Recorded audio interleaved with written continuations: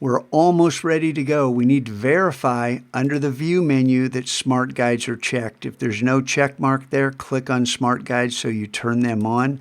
And you need a stroke color. And in this case, I'm using black. You can use a different color if you want. There's nothing sacred about black, although there is a reason. We can always change this to black later on. Probably the safest bet.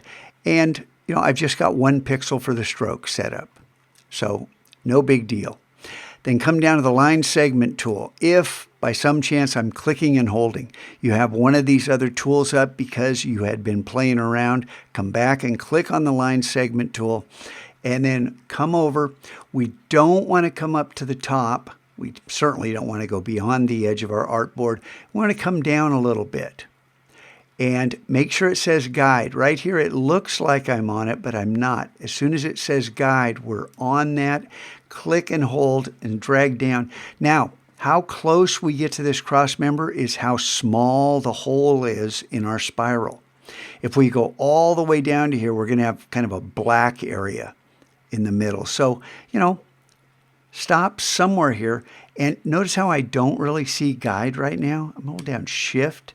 And that constrains this, so now I came straight down. And then let go of the mouse button before you let go of Shift, then let go of Shift.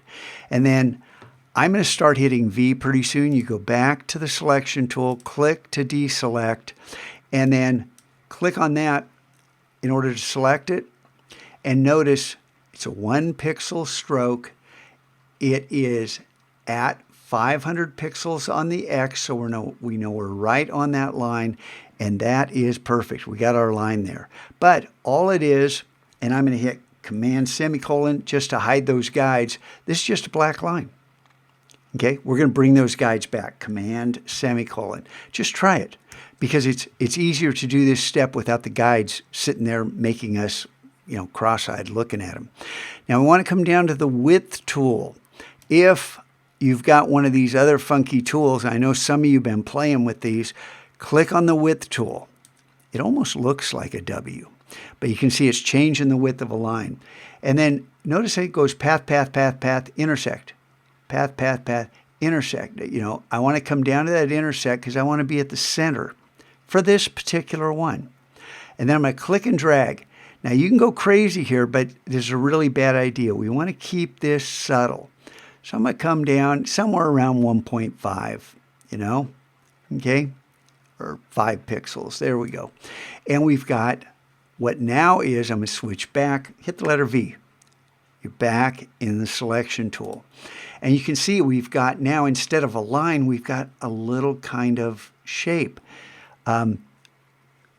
that's formed that we can now use. Now I'm going to hit Command semicolon because I want to bring back my guides. Now, the rotate tool is really cool right here. And if you got the reflect tool here, which is also cool, make sure you're on the rotate tool. Now, with your guide showing, and this has to be selected. So here's a trick for you. If you hold down the Command key, you temporarily get the selection tool. And then you let go of the Command key, and you now have the rotate tool. So the Command key is kind of cool for switching back and getting that selection tool. I'm going to come down to intersect. Now this is important. You got to hold down to Option. Come to intersect, hold down Option, and click one time. Just click and let go. And depending upon if preview's checked, sometimes preview's checked and it doesn't really preview. And I think by default this is 0. So the preview, I'm going to hit Command Z because I hit return. I'm going to Option click again. And we want to change that to 5. We want the preview on, and we want to click copy, not OK, because we want a second one.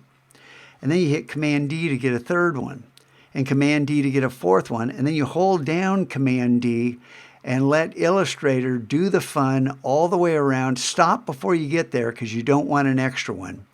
And then you hit Command D for the last couple. Switch back, letter V, we got our selection tool, Command, Oh, we're going to need that center point for the next one. So for right now, we've got our straight twirl. Well, if I hit Command semicolon, you can see, and click away to deselect. Cool, huh?